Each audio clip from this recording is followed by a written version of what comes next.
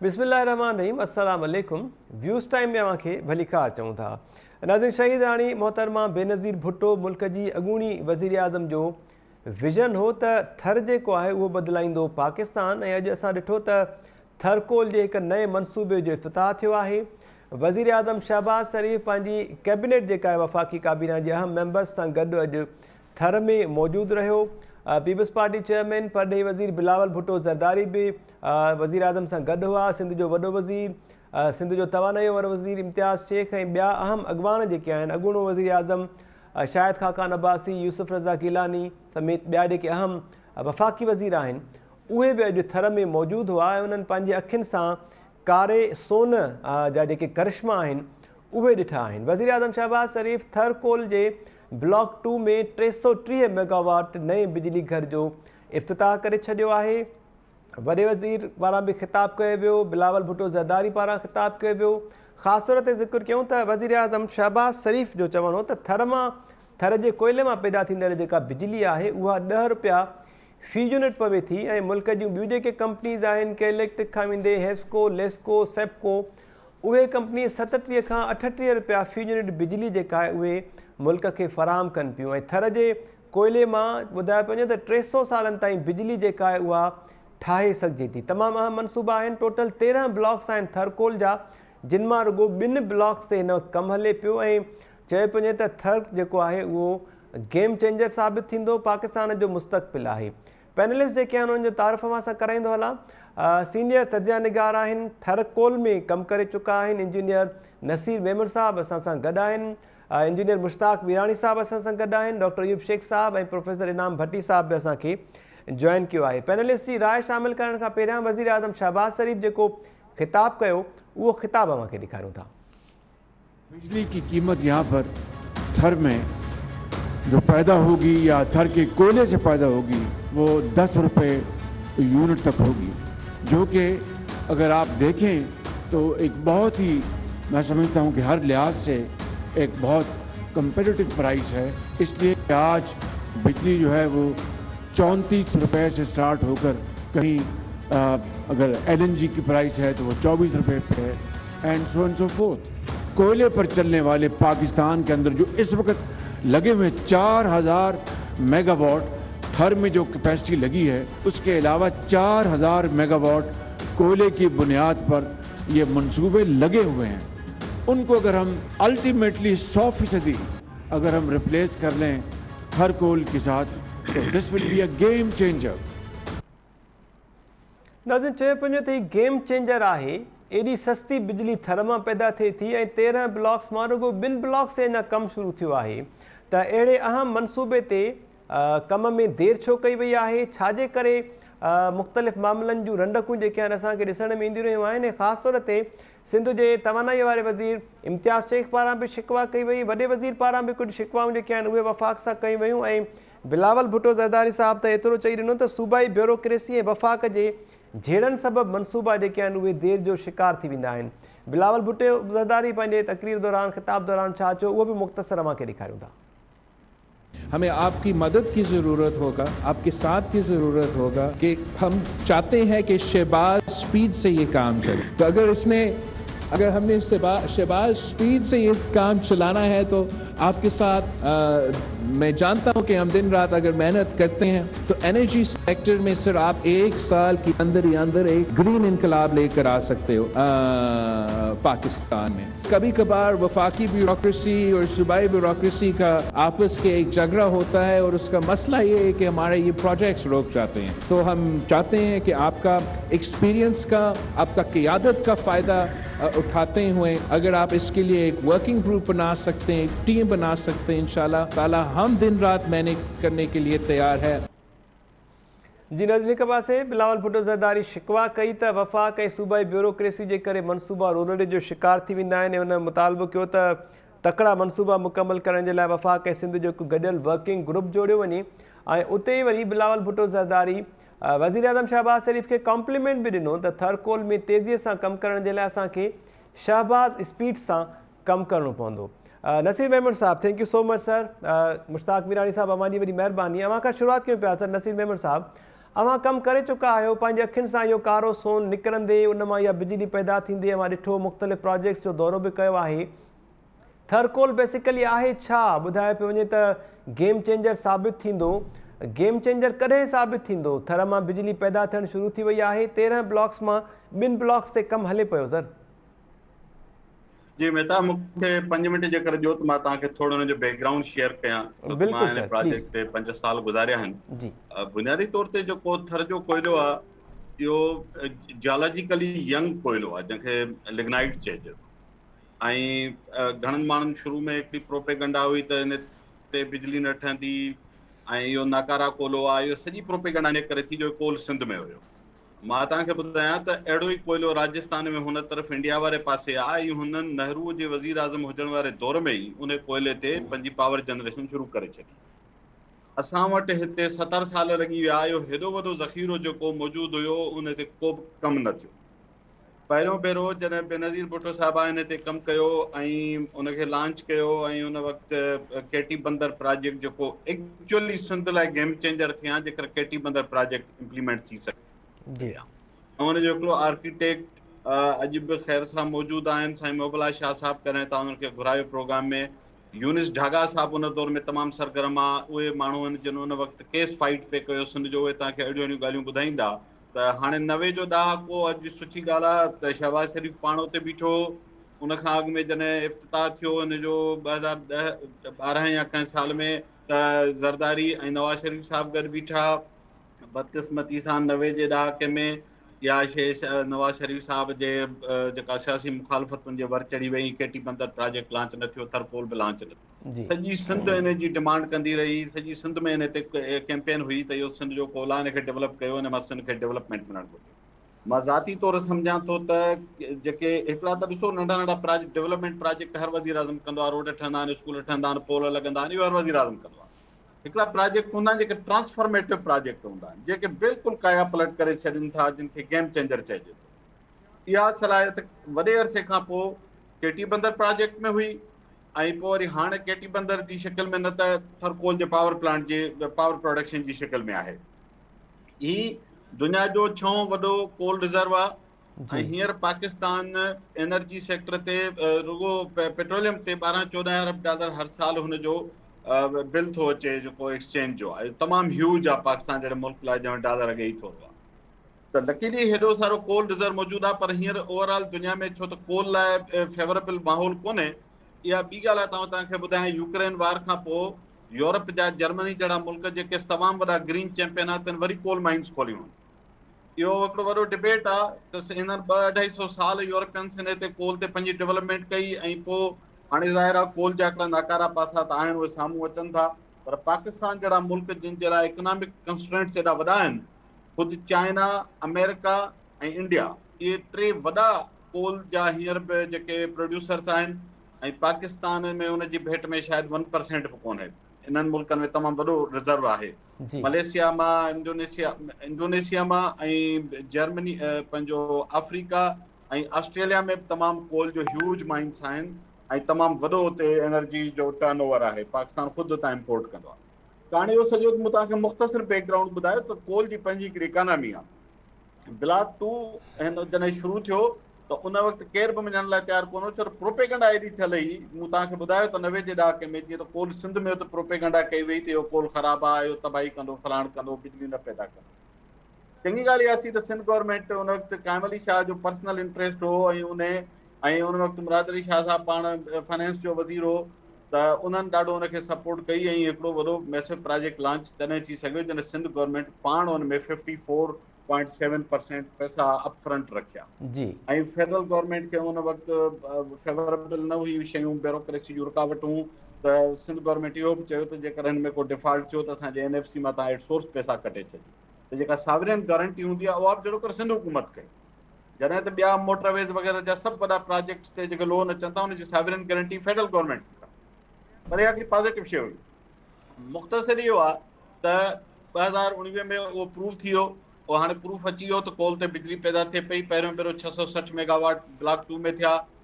इन जो सॼो पोटेंशियल हाणे प्रूवन आहे ऐं ब्लॉक 2 में हिकिड़ी चङी ॻाल्हि जेके ॾिसो आउं हुनजो हिसो रहियो आहियां, मां इन जे करे वाखाण नथो कयां, तव्हां थर वञो ऐं तव्हां हुनखे ग्राउंड ते ॾिसो। हेॾा वॾा प्रोजेक्ट आहिनि, सभु ॻाल्हियूं आइडियल कोन थींदियूं, माण्हुनि जूं शिकायतूं हूंदियूं। $2 बिलियन जो प्रोजेक्ट दुनिया में जिते बि कंदो माण्हुनि जो कोन के मसइला हूंदा। मां नथो चवां त परफेक्ट आइडियल प्रोजेक्ट आहे, पर सिंध में लोकल एम्प्लॉयमेंट ऐं CSR जे हवाले सां जेकर हींअर त ऐं रीसेटलमेंट, टे शयूं, रीसेटलमेंट, लोकल एम्प्लॉयमेंट ऐं CSR, जे इन्हनि टिनि हवालनि सां इन खां सुठो को ॿियो प्रोजेक्ट सॼी सिंध में कंहिं ॾिठो हुजे त मां चैलेंज क़बूल करण लाइ तयारु आहियां। मां अगेन चवां थो परफेक्ट न आहे। बेस्ट CSR मॉडल असां ठाहियो जेको नेपरा एडॉप्ट कयो आहे सॼे Pakistan. NEPRA is a regulator. ऐं अॼु तव्हां ॾिठो त इम्तियाज़ शेख साहब हुयो, वज़ीर आला हुयो, वज़ीर आज़म हो, उन्हनि सभिनी थर फाउंडेशन जे CSR प्रोजेक्ट जो हवालो पियो ॾिनो, औरत ड्राइवरनि सां बीठा। इहा सॼी हिकिड़ी ड्रास्टिक चेंज आहे जेका कई दोस्तनि खे हिन वक़्तु शायदि सम्झ में न ईंदी, या लॉन्ग टर्म हुनजा असर तव्हांखे नज़र ईंदा। जी इन मॉडल खे अॻियां कीअं वधाइणो आहे, इहो हाणे जेका उते वेठा आहिनि कंपनीज़ में या हुकूमत में, उन्हनि खे ॾिसणो आहे। पर मां ॿिनि टिनि ॻाल्हियुनि खे हाईलाइट कंदुसि जिन जी अञा बि ज़रूरत आहे। हिकिड़ो इहो त जॾहिं कोल सिंध मां पैदा थिए थो त कोल त प्रोविंस जो सब्जेक्ट आहे, पर बिजली फेडरल गवर्नमेंट जो सब्जेक्ट आहे। हाणे बिजली पैदा थिए थी वञे थी नेशनल ग्रिड में, छो त बिजलीअ जो का लोकलाइज सिस्टम आहे कोन।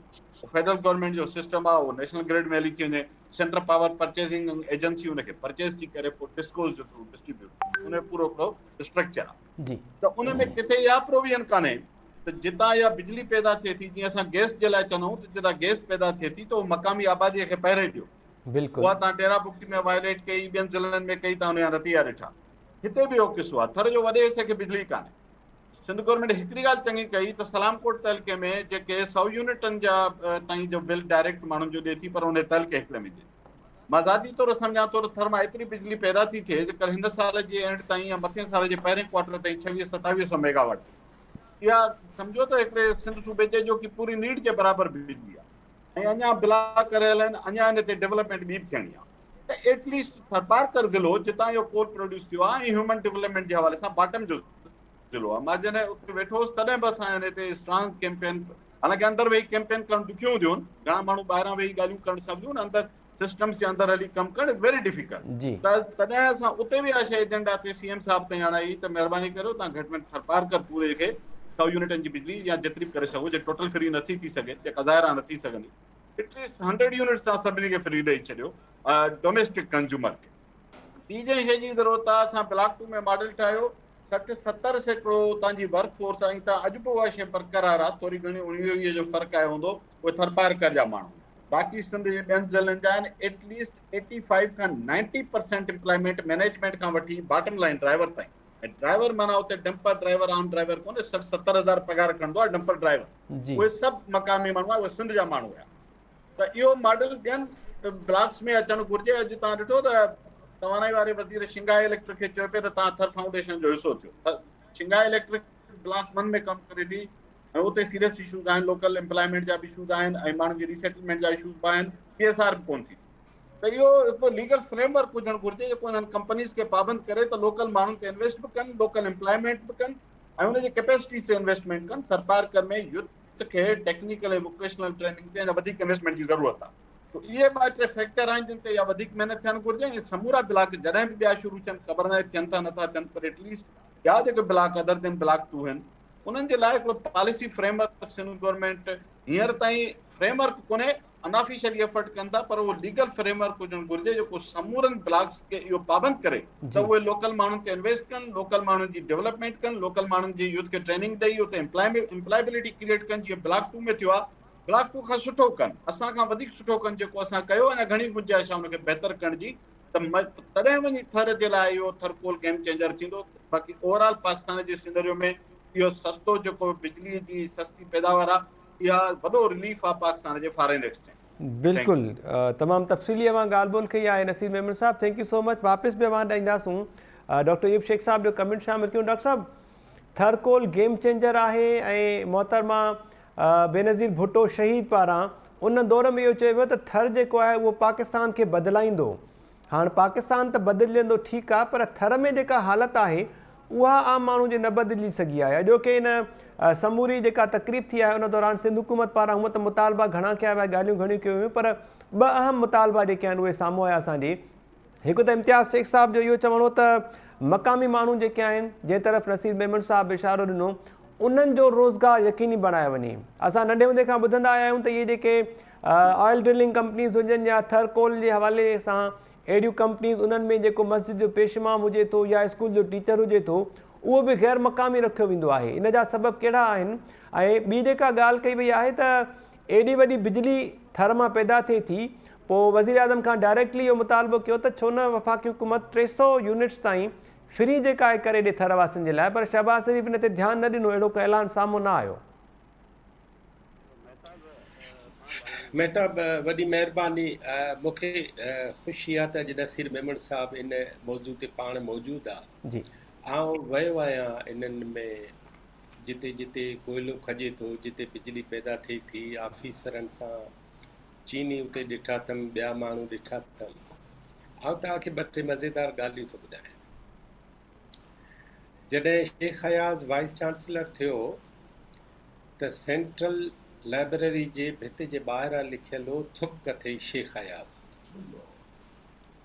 ऐं जॾहिं वाइस चांसलर हिकिड़ो ॿियो अदीब जमील जालबी साहब थियो मरहूम कराची यूनिवर्सिटी जो, त वॾो हिकिड़ो शाही बैनर लॻल हो, हम नामवर दानिश्वर जनाब जमील जालबी को दिल की अताह गहराइयों से खुश आमदीद कई। जॾहिं ब्लॉक 2 जो कमु शुरू थियो त वेस्टेड इंट्रस्ट उहो ई कमु कयो जेको शेख हयाज़ सां कयूं, ऐं ब्लॉक 1 सां उहो ई था कनि जेको जमील जालबी सां कयूं। जमील जालबी या ब्लॉक 1 उन जे हवाले सां उहो वेस्टेड इंट्रस्ट चुप आहे। उते उहो ॾिसनि था ॾाढा मुड़ुस वेठा आहिनि, उते चौधरी साहिबान वेठा आहिनि, उते ॿिया माण्हू वेठा आहिनि, उते जांच थिए ई नथी त अंदरि छा थो थिए, पघार कंहिंखे थी मिले, मुलाज़िम केरु आहिनि, पोरियो केरु थो करे, कुझु बि ख़बर कान्हे। पर ब्लॉक 2 में इहो थियो त जॾहिं 660 अॼु 330, आउं त चवां थो त सिंध गवर्नमेंट में थोरो बि अकुलु हुजे त अॼु वज़ीर आज़म सां गॾु उन पंजाब जी किसान कमेटी खे बि वठी वञनि हा ऐं उन्हनि खे ॿुधाइनि हा त सिंध हीअ जेका बिजली आहे उहा मेन ग्रिड में दाख़िल कंदी, उतां उहा सॼे पाकिस्तान में वेंदी ऐं पोइ पाकिस्तान सरकार जी मर्ज़ी आहे त उहा काॾे थी करे। इहा का सिंध जी बिजली सिंध खे कोन थी मिले, इहा सिंध जी इंडस्ट्रियल सेक्टर खे कोन थी मिले, पर इहा सही सिधी नेशनल ग्रिड में थी वञे। ऐं किसान कमेटी जेका सिंध जे बिजली पैदा करण ते बि रही आहे, जेका सिंध जे प्रोडक्शन ते बि रही आहे, उनखे बि अॼु वज़ीर आज़म साण वठी अचे हा त मूंखे बेइंतहा ख़ुशी थिए। बिलावल साहब त एतिरो बि चयो त थर जे कोयले ते फैसलाबाद जूं इंडस्ट्रीज़ हलनि थियूं। अयूब शेख साहब, इन ते मुश्ताक साहब खां मां क्वेश्चन ज़रूरु कंदुसि। साहिवाल में कोयले ते हलाईंदव जी त जी बिस्मिल्लाह लख बिस्मिल्लाह। जी ऐं जेकॾहिं सिंध में कोयलो कढंदव त पोइ थी वियो तव्हां इंटरनेशनल गदार, पोइ तव्हां माहौलियात जा थी वियो दुश्मन। सिंध यूनिवर्सिटी जा कई प्रोफेसर, महराण यूनिवर्सिटी जा कई प्रोफेसर, उन्हनि हिकिड़ो धमचर मचाए छॾियो। हाणे तव्हांखे हिकिड़ी ॿी इम्पॉर्टेंट ॻाल्हि कयां रवैयनि जी। इहो ई नसीर मेमन साहब वेठो आहे, थरी माण्हुनि खे पढ़ाइण जे लाइ हिकिड़ी कैंपस खपंदी हुई। महराण यूनिवर्सिटी खे चई बीठो, पाण महराण यूनिवर्सिटी में पढ़ियो बि आहे, पढ़ायो बि अथसि, उते चई बीठो कोन थियो। ऐं जॾहिं NED यूनिवर्सिटी खे चयूं त उन्हनि महीने में MOU ते साइन करे अॼु उते कैंपस NED जी मौजूदु आहे। सवाल इहा त NED बि मुंहिंजी आहे, महराण बि मुंहिंजी आहे, पर तव्हां रवैयनि में ॾिसो था 100 सालनि जो फ़र्क़ु आहे। तमामु वॾो फ़र्क़ु नज़र थो अचे। हिकिड़ी इम्पॉर्टेंट ॻाल्हि ॿी सम्झणु खपे त जेका तव्हां पेशमाम जी मज़दूर जी ॿियनि जी ॻाल्हि कई आहे या उनजे विज़वी नसीर साहब चयो आहे त उते मक़ामी माण्हू ड्राइवर ऐं ॿिया, आउं त सिंध गवर्नमेंट खे ॾुआरी थो ठारायां त जेकॾहिं उते स्किल्ड माण्हू पैदा नथा कनि सॼी सिंध में, पोइ त माण्हू ॿियनि हंधनि तां अचिणा आहिनि। उहो हाल सिंध गवर्नमेंट खे भरिणो आहे या त जिन वटि इहा अहलियत आहे, जिन वटि इहो हुनर आहे, उन्हनि खे भरिणो आहे। इन करे अॼोके वाक़े मां बिलावल भुट्टे साहब खां वठी इम्तियाज़ साहब ताईं, सिंध जे चीफ मिनिस्टर खां वठी मुल्क जे वज़ीर आज़म ताईं हिकिड़ी शइ तय करणु खपे त जेसि ताईं मक़ामी माण्हुनि खे हुनरमंद न ठाहींदा तेसि ताईं इहा बांगे जी बांग ॾींदड़ जी पेशमाम जी ॿाहिरें मज़दूर जी दांह जेका आहे उहा साम्हूं ईंदी रहंदी। मां त उन वेस्टेड इंट्रस्ट खे चवां थो जिन ब्लॉक 2 जी तामीर ते जेको तूफ़ान खड़ो कयो हो उहो सॼो तूफ़ान जेकॾहिं सिंध में हुनरमंद पैदा करण ते कनि हा जी त उन सां इलाही फ़ाइदो थिए हा। आख़िरी ॻाल्हि मां इहे थो कयां त जेकॾहिं को माण्हू पुछे त कोयलो माहौलियाती तब्दीली में मुनासिब असर थो विझे या नेगेटिव काटू असर थो विझे, आउं उन जे हक़ में आहियां त नाकारी असर था पवनि ऐं माहौलियात जा मसइला थियनि था। पर हिकिड़ी ॻाल्हि सम्झणु खपे, उहा हीअ आहे त तव्हां जॾहिं बाक़ी समूरनि शयुनि ते नज़रिए ज़रूरत था हलायो, इवन जमहूरियत ते बि नज़रिए ज़रूरत था हलायो, अदालतुनि ते नज़रिए ज़रूरत था हलायो, त हीअ जेको 6 नंबर सॼी दुनिया जो वॾे में वॾो ख़ज़ानो सिंध वटि पियल आहे, जी इनखे यूटिलाइज़ करे पाकिस्तान, जीअं साईं मुराद अली शाह चयो आहे त पाकिस्तान वटि जो हल आहे ई सिंध में, आउं सम्झां थो उन हिसाब सां इहो गेम चेंजर बि थी सघे थो ऐं हिन सॼे इलाइक़े में सराही बि अची सघे थी। शर्त हिकिड़ो आहे जेको नसीर साहब या अवां चयो बिजली जे हवाले सां, ॿियो ख़ुशूसी पैकेज ॾियणो पवंदो सॼे थर जे माण्हुनि खे, छो त उन्हनि जी दौलत खे असां एक्सप्लॉइट ऐं एक्सप्लोर था कयूं। बिल्कुलु इन जी। करे ज़रूरी आहे त थर जे माण्हुनि जे लाइ ख़ासि पैकेज हुजे। जी तफ़सीली ॻाल्हि ॿोल ॿुधी नसीर मेमन साहब जी, जेके 5 सालनि खां वधीक अरसो थरकोल में रही चुका आहिनि ऐं थरकोल जे मुख़्तलिफ़ प्रोजेक्ट्स ते कमु बि करे चुका आहिनि, ऐं डॉक्टर अयूब शेख साहब जो तजियो ऐं उन्हनि जो कमेंट बि शामिलु कयोसीं। प्रोफेसर मुश्ताक मीरानी साहब ऐं प्रोफेसर इनाम भट्टी साहब बि असां सां गॾु आहिनि। मुश्ताक मीरानी साहब बि बेसिकली इंजीनियर आहिनि बाय प्रोफेशन, सीनियर तजिया निगार आहिनि ऐं इन मामले खे हू बि चङी तरह सम्झनि पिया। मुश्ताक साहब, अवां ॻाल्हि ॿोल ॿुधी नसीर साहब जी, डॉक्टर अयूब शेख साहब जी, थरवासियुनि जी हालत न सुधरी आहे, सिंध में इन हवाले सां तवानाई जे हवाले सां का बहितरी न आई आहे, के इलेक्ट्रिक जी महांगी बिजली, हेस्को जी महांगी बिजली असां इस्तेमालु कयूं पिया, थर में एॾो वॾो दुनिया जो चवनि पिया 6 नंबर ख़ज़ानो मौजूदु आहे, उन मां लाभ अञा ताईं असांखे मक़ामी रहवासियुनि खे न मिलियो आहे। सर, अव्हांजो छा कमेंट आहे? पहिरीं ॻाल्हि इहा आहे त मां इलेक्ट्रिकल इंजीनियर आहियां, पर 10 सालनि खां मां वधीक पावर जनरेशन जो सब्जेक्ट पढ़ायो आहे, जंहिंमें कोल पावर जनरेशन में अची थी वञे। जी ऐं हिते मां अयूब शेख साहब खे चवंदुमि थोरी हिनखे पंहिंजे गुफ़्तगू में जेके चवनि था, असां जॾहिं यूनिवर्सिटी में असां वियासीं, जॾहिं ख़बर पई 1991 में त थरकोल निकितो आहे, जेको 16 नंबर ते लार्जेस्ट कोल आहे सॼी दुनिया में, त असां ॾाढा ख़ुशि थियासीं। असांजनि प्रोफेसरनि कई। असुल जेका मुखालफ़त हुई डॉक्टर समरकंद जी गैस लिक्विफिकेशन जो प्रोजेक्ट हो, जंहिंमें बिलियन रुपीज़ जेको आहे रिश्वत में हलिया विया, ऐं जेके तव्हां हुन जा पेरा खणंदव त पंहिंजे घर में ई तव्हांखे नज़र ईंदा। उन जी मुखालफ़त हुई, कोयले जी मुखालफ़त न हुई। हिकिड़ी ॻाल्हि। ॿी ॻाल्हि इहा आहे त तव्हांखे बैकग्राउंड इहो ॿुधाया त चाइना में बि हिन वक़्तु 60% जेको आहे बिजली कोयले ते थी थिए, ऐं इंडिया में 75% 75% जेका बिजली आहे उहा बि कोयले ते थी थिए। हाणे असुल में प्रॉब्लम इहो आहे त जेका सिंध गवर्नमेंट जा वॾेरा शाही आहे, जेके बि शुरूअ खां वठी, उन्हनि जा ॿिया त घणा मुश्किल आहिनि। हिकिड़ो इहो आहे त सदाईं सिंध जे सॉवेरेनिटीअ खे पंजाब जे हवाले पाइनि था। ॿियो पब्लिक पॉलिसी उन्हनि जी प्रायोरिटी न आहे अनफॉर्चुनेटली। जेकॾहिं उहा हुजे हा त सिंध हिन वक़्तु जन्नत हुजे हा।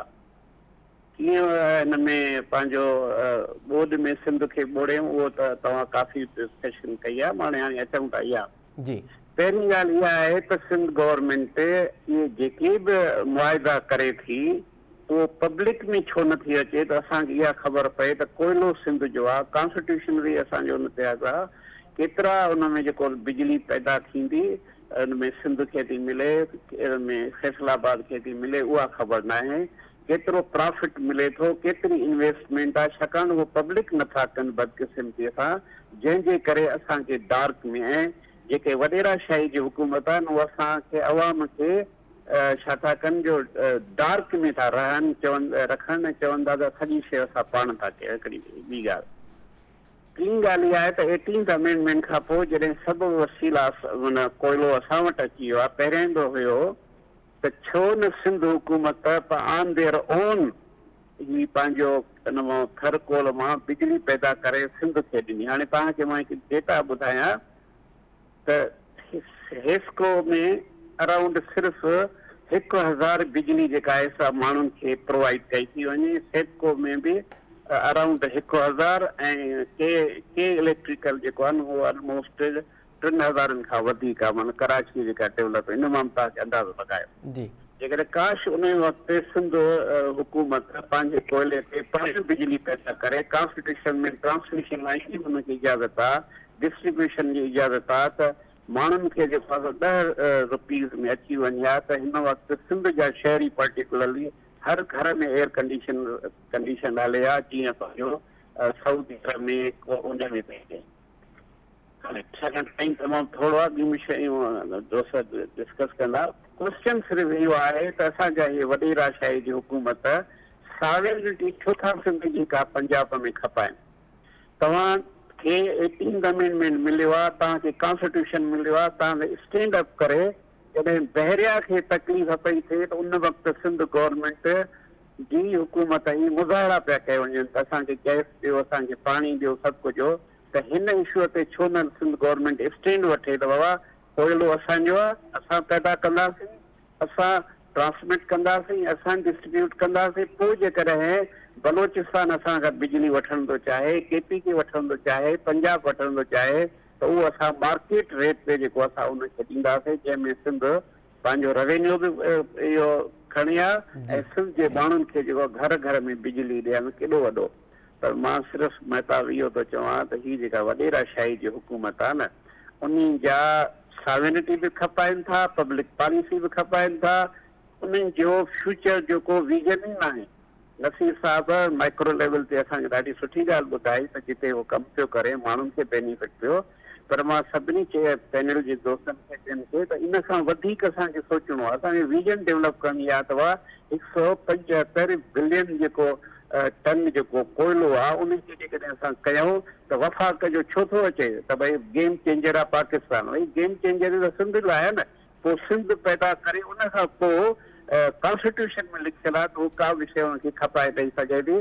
तव्हांखे यादि आहे त AGN कावीअ में कमीशन थी त फ्रंटियर गवर्नमेंट जो त जेको तरबियल आहे उहो असां वटि आहे ऐं असां बाक़ी सूबनि खे ॾियूं था पाणी, असांखे ॾे ऐं हुनखे बाक़ाइदे को अवॉर्ड थियो। त जेकॾहिं असांजा दोस्त इहे हिस्टोरिकल डॉक्यूमेंट्स पढ़नि त असांजो केस मज़बूत आहे।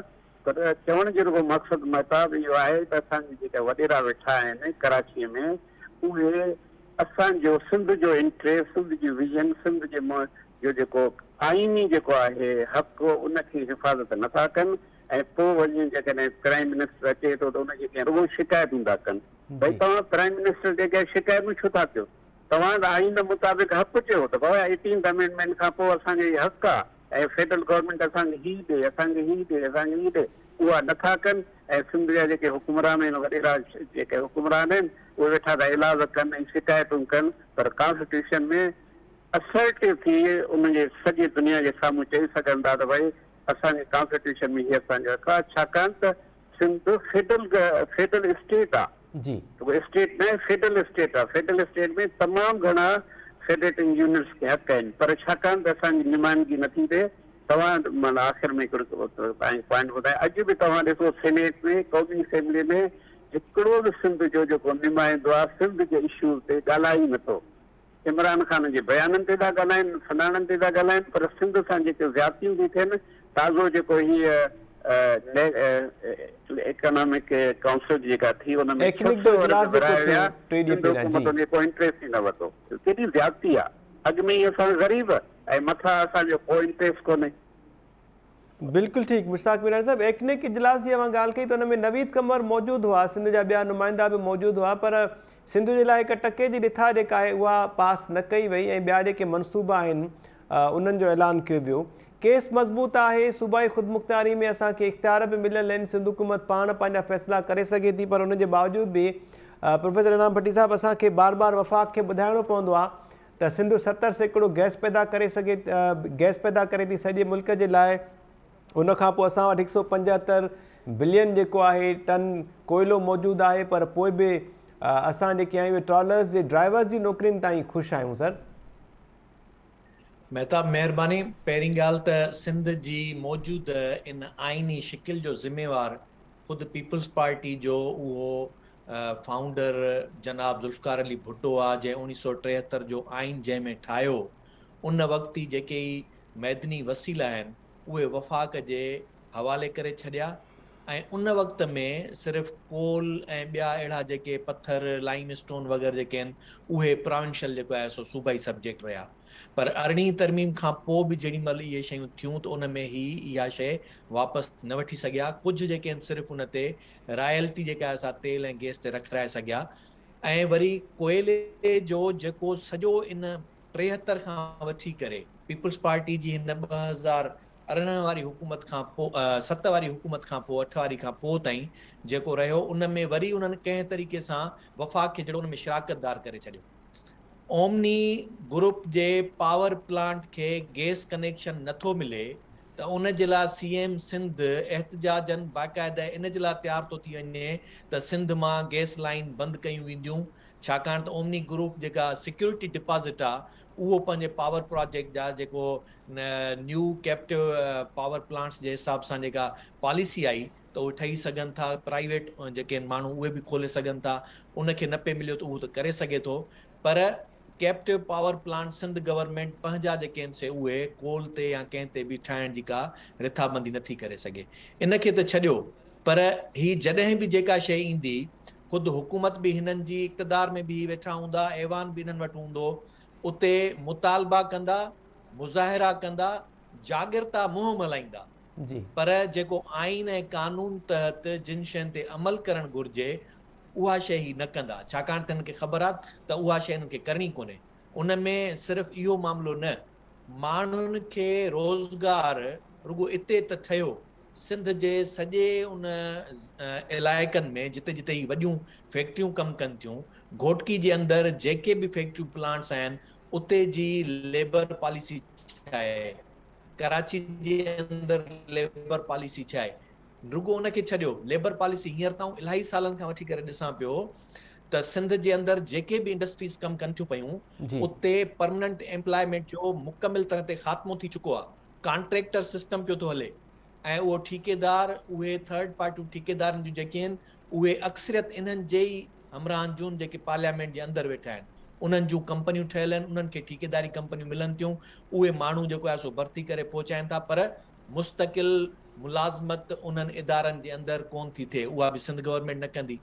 थरकोल जो मामिलो सिर्फ़ थरकोल जे इन ब्लॉक 2 ते, उन ते सिंध हुकूमत छा करे सघे थी, उन में बि उन्हनि खे जेतिरो करणु घुरिजे उन जे बजाय चंद शयूं जेके सिर्फ़ु ॾेखारे ऐं अवाम खे ख़ुशि कनि था पिया त उहा शइ एतिरी वॾी कोन्हे। हुअण ई घुरिजे त इते जे CEO खां वठी करे हेठि ॿाहिरि गेट ते बीठल चौकीदार ताईं उनजो राइट, पहिरीं उते जी लोकल मक़ामी आबादी, उन खां पोइ डिस्ट्रिक्ट, उन खां पोइ डिवीज़न, उन खां पोइ सिंध सॼी जेका आहे उनजो उनखे अख़्तियार मिलणु घुरिजे, पर सिंध हुकूमत इहो कोन कंदी।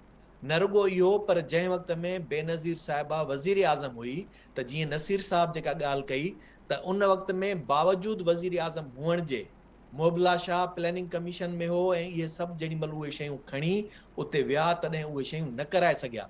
इन मां अंदाज़ो करे सघिजे थो त जॾहिं तव्हां वज़ीर आज़म आहियो तॾहिं बि तव्हां वटि अख़्तियार केतिरो आहे, तव्हां जॾहिं सदर आहियो तॾहिं बि तव्हां वटि अख़्तियार केतिरो आहे, जॾहिं तव्हां वज़ीर आला आहियो तॾहिं बि तव्हां वटि अख़्तियार केतिरो आहे, पर उहे सभु शयूं इन्हनि पब्लिक पॉलिसी ऐं पब्लिक इंटरेस्ट जे लाइ तव्हां वटि अख़्तियार कोन्हनि। उते तव्हां लाजवाब थी था वञो, बेहथियार थी था वञो, पर जिते तव्हांजो ज़ाती मुफ़ाद आहे उते सभु शयूं थी सघनि थियूं। जी उते हिकिड़े शहर जो रोड मुंतकिल करे उहो कंहिं पंहिंजे ॻोठ जे रोड जे लाइ नेशनल हाईवे जी स्कीम खणी अची सघिजे थी, पर केटी बंदर नथो ठही सघे छाकाणि त उते मथां उनजो अप्रूवल कोन थो मिली सघे।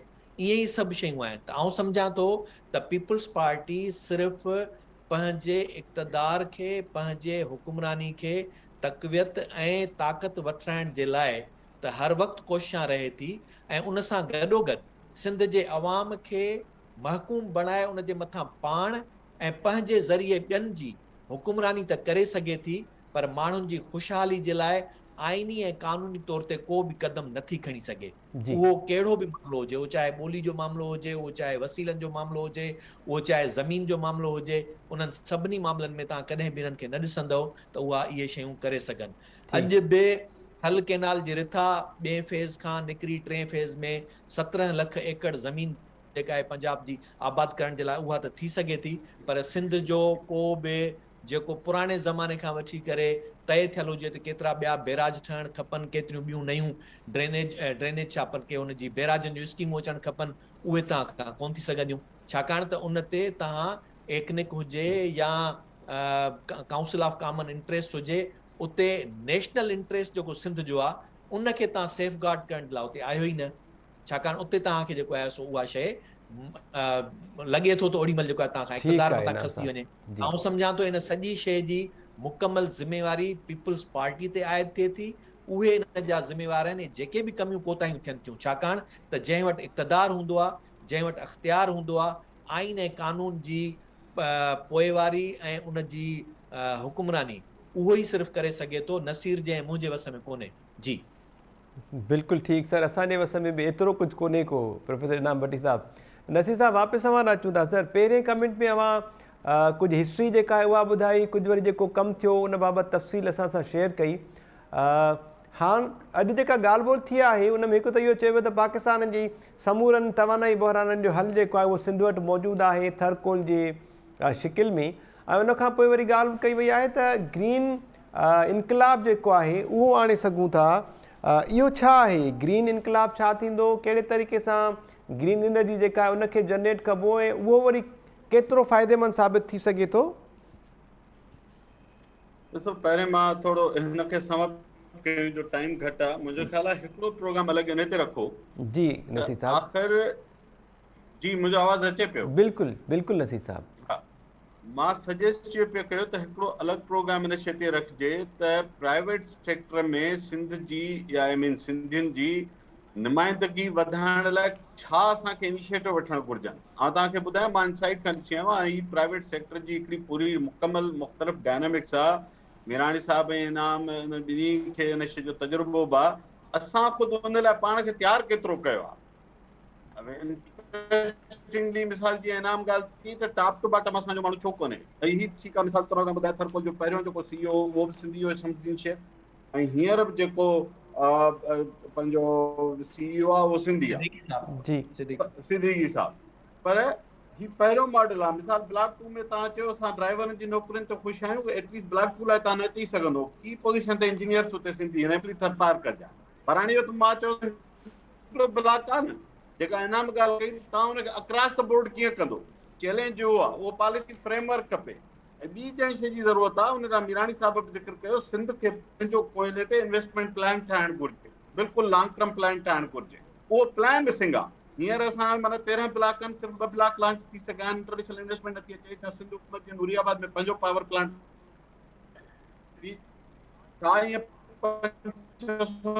मेगावाट जो पावर प्लांट थर जे हिकिड़े ब्लॉक ते पाण हणी ऐं लोकल कैपेबिलिटी आहे। तो इन्हनि बिज़नेस मॉडल्स खे ॾिसणु घुरिजे। सिंध खे त हींअर STTC बि पहुची आहे, कॉन्स्टिट्यूशनली इलाही हाणे हुन में स्पेस मौजूदु आहे। पर मां आख़िरी ॻाल्हि इहा चवंदुसि, प्राइवेट सेक्टर लाइ सिंध खे तयारी जी ज़रूरत आहे। रुगो मुतालबनि सां प्राइवेट सेक्टर रुगो डोमिसाइलनि सां असांखे नौकरी न ॾींदो, इहा ॻाल्हि असांखे एक्सेप्ट करणु घुरिजे।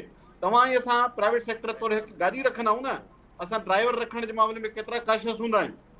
कंहिं बि सिंधी ॻाल्हाईंदड़ खे ड्राइविंग न अचे, तव्हां रखंदो पंहिंजी गाॾीअ जो ड्राइवर? जेतोणीकि तव्हां गाॾीअ जा मालिक आहियो, तव्हां न रखंदो। हिकिड़ी यूनिट आहे तव्हां वटि, हिकिड़ी गाॾी आहे, त ही त बिलियंस ऑफ डॉलर्स जूं इन्वेस्टमेंट्स आहिनि। बिल्कुलु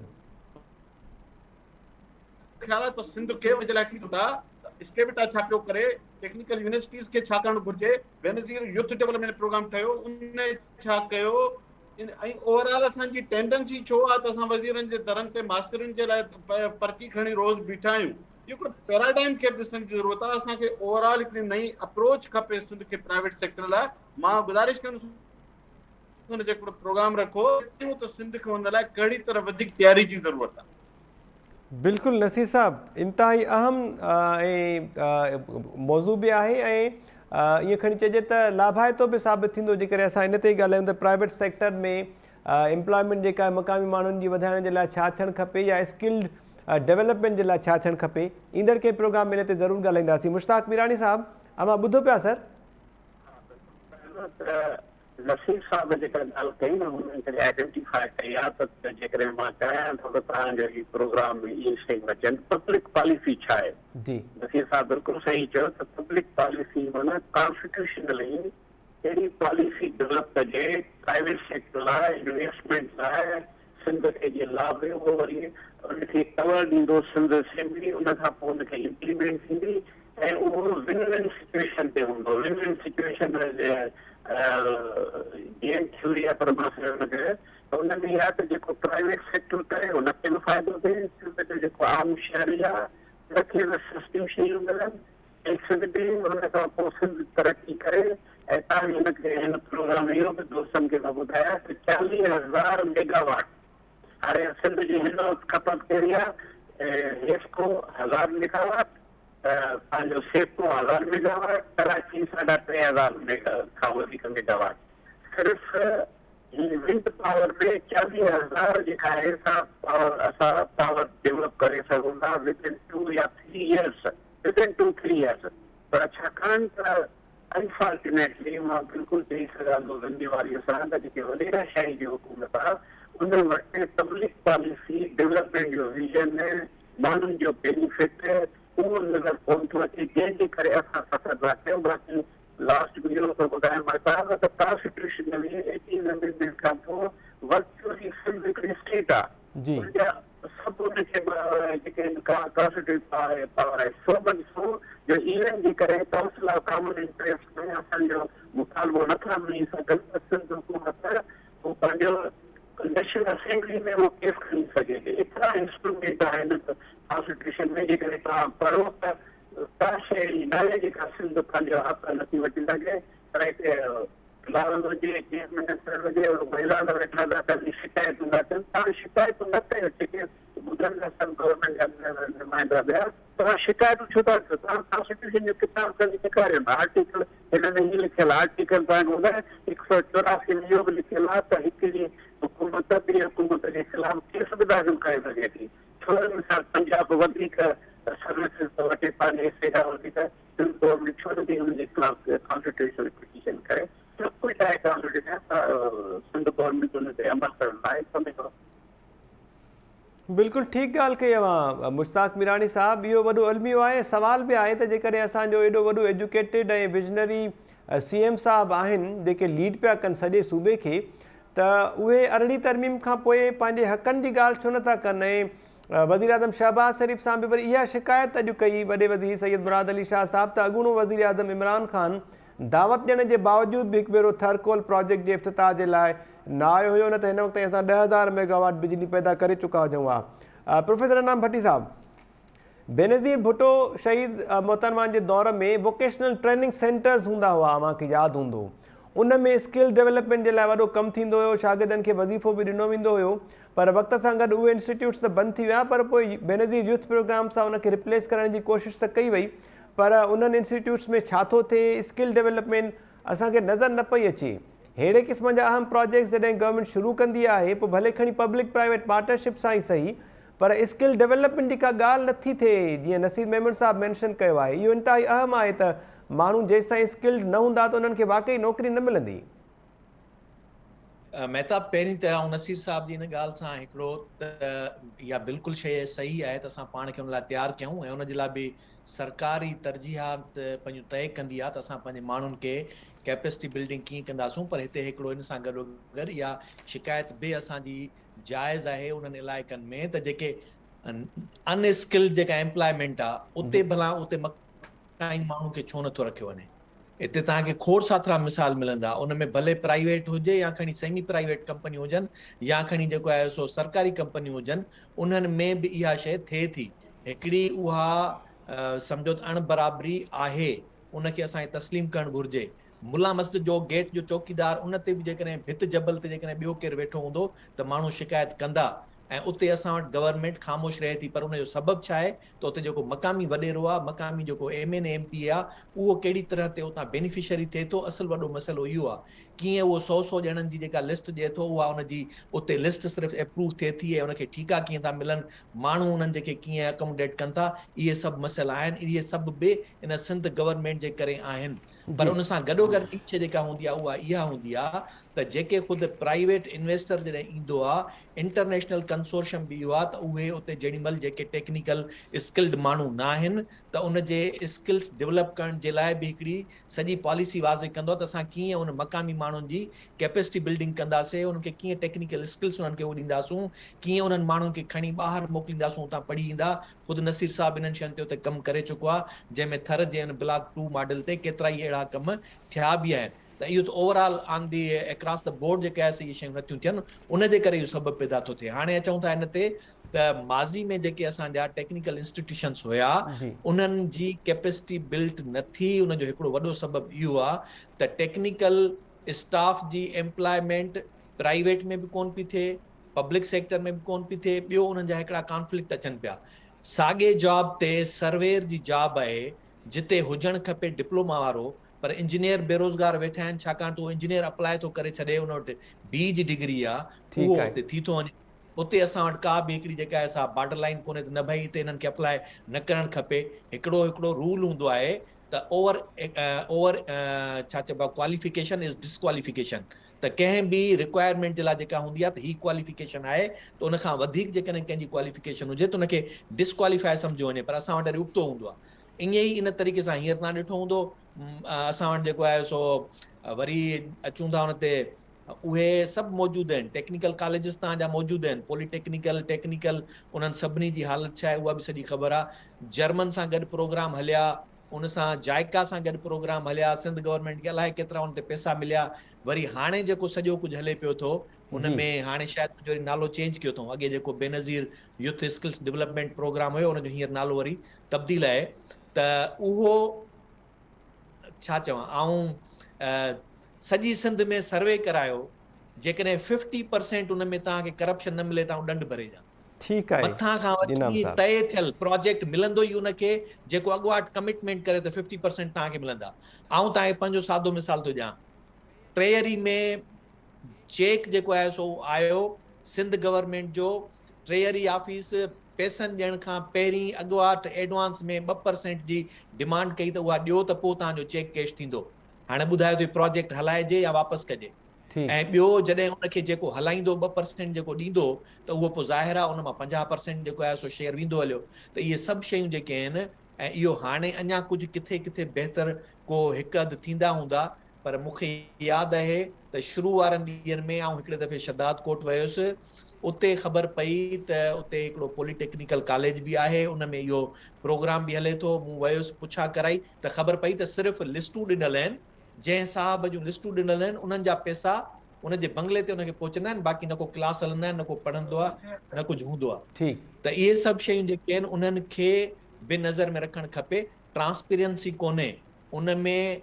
हींअर घणो ज़ोर वरी असांजो उन ते अची वियो आहे, IT स्किल्स ते, सॉफ्टवेयर ते ऐं इन्हनि शयुनि ते, उन ते फोकस्ड वधीक आहिनि। पर ही जेके असांजा हार्ड स्किल्स आहिनि, मशीन मैन या प्लम्बर या वेल्डिंग टेक्नीशियन या इन क़िस्म जा जेके बि आहिनि, उन में असांजो माण्हू सर्टिफिकेट वारी ट्रेनिंग जेका आहे उहा हासिल नथो करे। उन जे लाइ असांखे इन्हनि शयुनि ते करिणो पवंदो, ऐं उहे शयूं तॾहिं थी सघंदियूं जॾहिं असां सभु उन में सरकार उन ते संजीदा हूंदी। त वरी बि आउं उन ते चवंदुसि त हुकूमत ई करे सघे थी, असां वधीक उनखे बहितर करण लाइ कोशिशूं करे सघूं था। जी बिल्कुलु इनाम भट्टी साहब, टॉपिक इंतिहा इम्पॉर्टेंट आहे। अवां जूं वरी ॻाल्हियूं जेके आहिनि उहे बि ॾाढियूं दिलचस्प ऐं एजुकेटिंग आहिनि। नसीर मेमर साहब, प्रोफेसर मुश्ताक मीरानी साहब ख़ासि करे ॾाढो ज़बरदस्त ॻाल्हायो। अवां जो कमेंट नसीर साहब ब्रीफली जेकॾहिं अवां असांखे ॿुधायो, जेको पॉइंट अवां ई रेज़ कयो स्किल्ड डेवलपमेंट जे हवाले सां, जीअं इनाम साहब मैंशन कयो त फॉरेन जी का कंसोर्शियम ईंदी आहे या पब्लिक प्राइवेट पार्टनरशिप सां को मनसूबो शुरू थींदो आहे, त पोइ शायदि इन जी असेसमेंट बि कई वेंदी आहे त माण्हू जेकॾहिं स्किल्ड न आहिनि त पोइ उन्हनि खे स्किल्ड बणायो वेंदो आहे। थरकोल जे हवाले सां बि अहिड़ो कुझु थियो, अव्हांखे एफर्ट्स थींदे उते ॾिठियूं जॾहिं अव्हां उते हुआ त? पहिरीं ॻाल्हि आउं तव्हांखे ॿुधायां त अहिड़ी का कॉन्ट्रेक्चुअल या लीगल क्लाज़ कोन्हे का। इहो हिकिड़ो ख़ुदि पॉलिसी गैप आहे। मूं तॾहिं चयो पियो न त पब्लिक पॉलिसी खे ॾिसो। इनाम जेका ॻाल्हि करे थो न, इहा असां सभु चाहियूं था तीअं हुजे, पर अनफॉर्चुनेटली पब्लिक पॉलिसी ऐं बायलेटरल कॉन्ट्रैक्ट्स में इहा कंडीशन कान्हे। जी इवन पेट्रोलियम पॉलिसी में बि इहो चयल आहे त अनस्किल्ड लेबर लोकल हूंदी, ऐं उते त इनाम सही थो चए सिंध में त अनस्किल्ड लोकल न रखंदा, छो त जॾहिं तव्हां पब्लिक पॉलिसी खे इम्प्लीमेंट न कराईंदो त उहा पॉलिसी में छा बि लिखियलु हुजे, नतीजो किथां मिलंदो, इहो त गवर्नमेंट्स खे इम्प्लीमेंट कराइणी आहे। असां अलबत्ता ब्लॉक 2 में हिकिड़ो कमु कयो त असां डेस्कॉन इंजीनियरिंग जो ट्रेनिंग सेटअप ठहिरायो। 1600 लोकल नौजवान असां हुन मां ट्रेंड कया। हार्ड स्किल्स जंहिंजो इनाम ज़िक्र कयो, उहे 5-7 हार्ड स्किल्स आहिनि, उहे गारंटीड जॉब आहे, गारंटीड, ऐं उहे सभु उते जॉब्स ते लॻा। ऐं पोइ हिकिड़ो पावर प्लांट ख़तमु पियो थिए त ॿिए ते पिया लॻनि, उतां पिया फ्री थियनि त ब्लॉक 1 ते पिया लॻनि। डेस्कॉन जो जेकर तव्हां वटि सर्टिफिकेट हुजे ऐं एंग्रो जे कंहिं या हप्को जे प्रोजेक्ट जो तजुर्बो हुजे, सॼी यूएई में तव्हां हलिया वेंदो, तव्हांखे हर हंधि जॉब मिली वेंदी। उहो त असां उते हिकिड़ी एफर्ट कई, पर तव्हां जेका ॻाल्हि कयो था लीगल ऐं पब्लिक पॉलिसी में उहा अञा गैप मौजूदु आहे, उनखे बाइंडिंग करण जी ज़रूरत आहे। ऐं पोइ असांखे पंहिंजे इंस्टीट्यूशन्स खे ठीकु करण जी ज़रूरत आहे। त उहे अलाए कॾहिं तव्हां स्टेविटा खे घुराए, स्टेविटा जे हिकिड़ो अॻूणो एमडी मुंहिंजो दोस्त हो, हुन ते जेके ॻाल्हियूं ॿुधायूं त मूंखे लॻो त स्टेविटा त प्रैक्टिकली एग्ज़िस्ट करे ई कोन थो। जी ऐं हीअ ॻाल्हि जेको इनाम चए थो त हुनखे तव्हां वज़ीफ़नि जे प्रोग्राम में चेंज करे छॾियो। मां फर्स्ट बैच जो मॉनिटरिंग ऑफिसर हुउसि बेनज़ीर यूथ प्रोग्राम जे, पहिरीं मॉनिटरिंग खां पोइ मां ख़ुदाफ़िज़ करे हथ ॿधी मोटाए मुंहिंजा मॉनिटरिंग नथो करे सघां, वेरी फर्स्ट बैच। ऐं मूं हुन लिखत में ॾिनो जेकर के रिकॉर्ड कराए त हिनखे ख़ुदा जे वास्ते ठीकु तरह सां इस्तेमालु कयो, नौजवाननि जे फ़ाइदे जे लाइ हिनखे वज़ीफ़े जो प्रोग्राम न बनायो। किथे किथे सुठो थिए थो जिते को डिस्ट्रिक्ट ते माण्हू चङो आहे, पर उहा हार्डली मुंहिंजे ख़्याल सां 20-25% हुजे त वॾी ॻाल्हि आहे। इहे सभु गैप्स आहिनि जिनखे ठीकु थियण जी ज़रूरत आहे। अदरवाइज़ प्राइवेट सेक्टर में अनस्किल्ड लेबर मिली वियो त उहो त 10% इनकम जो पार्ट न हूंदो आहे। असुल त स्किल्ड ऐं हाईटेक इंजीनियर्स ऐं IT एक्सपर्ट्स ऐं हार्ड स्किल्स जा माण्हू खपनि। उन जे लाइ असांखे इंस्टीट्यूशन्स ठीकु करणा आहिनि, पब्लिक पॉलिसी ठीकु करणी आहे, ख़ुदि माण्हुनि जा लाड़ा बि ठीकु करणा आहिनि। इहे एरियाज़ आहिनि जिते कमु करण जी ज़रूरत आहे। ठीकु आहे नसीर मेमन साहब, आई विश के इन ते अञा वधीक ॻाल्हाए सघूं, पर प्रोग्राम जो टाइम पूरो थी वियो आहे। ईंदड़ प्रोग्राम में ज़रूरु कोशिशि कंदासीं त इन हवाले सां इन अहम इशू ते वरी ॿीहर बि अव्हांजी राय शामिल कयूं। Thank you so much professor Mushtaq Mirani साहब, thank you so much professor Inam Bhatti साहब, अव्हांजी वॾी महिरबानी, thank you so much sir. Doctor Ayub Shaikh साहब, अव्हांजी बि वॾी महिरबानी, थैंक यू सो मच। नाज़रीन, थरकोल प्रोजेक्ट जे हवाले सां शेख चिली जी जेकॾहिं ॻाल्हि कयूं उनजे ख्वाबनि जी, त ख्वाब त तमामु घणा ॾिसी सघजनि था, पर हक़ीक़त इन जी उबतड़ आहे। अञा 2 ब्लॉक्स ते कमु शुरू थियो आहे, 13 ब्लॉक्स आहिनि। जेकॾहिं एॾी स्पीड सां कमु थियो, जीअं बिलावल साहब चयो, शहबाज़ स्पीड सां कमु थियो, त पोइ शायदि सिंध जन्नत बणिजी वेंदी ऐं मारोड़नि जा हाल जेके आहिनि उहे बहितर थींदा। पर अञा ताईं इन में तमामु घणो वक़्तु लॻंदो।